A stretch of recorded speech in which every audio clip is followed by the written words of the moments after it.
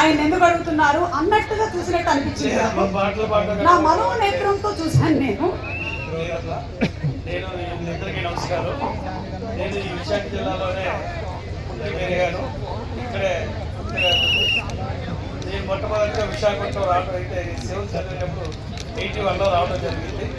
81లో వచ్చి first Andhra university బీచే చూడడం జరిగింది. 81లో చిన్న గారు పోస్ట్ అంటే వారి ఇంటికి వచ్చి 81లో దసరా సెలవుకి వచ్చి రావడం.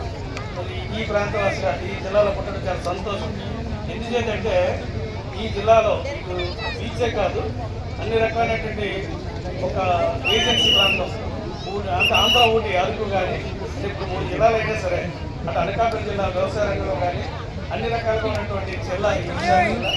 మరి ఇటువంటి విశాఖ ఉత్సవం జరగడం కూడా చాలా చక్కగా మా జిల్లా ప్రజలు కాదు ఇక్కడ ఉన్నటువంటి అందరూ కూడా అంటే ఈ జిల్లాలో విశాఖపట్నంలో అన్ని రాష్ట్రాల నుంచి అన్ని జిల్లాల నుంచి ఇక్కడ స్థిరపడినటువంటి వ్యక్తులందరూ ఉన్నారు. మరి వారి బంధువులు కూడా అందరూ వచ్చి ఈ ఫెస్టివల్లో ఆనందం పొందేసి ఈ ఉత్సవాన్ని ఇంకా జయప్రదం చేయవలసింది కోరుతూ సెలవు తీసుకుంటారు. Thank you sir. మీరు చెప్పింది అక్షరాల నిజం. ఎందుకంటే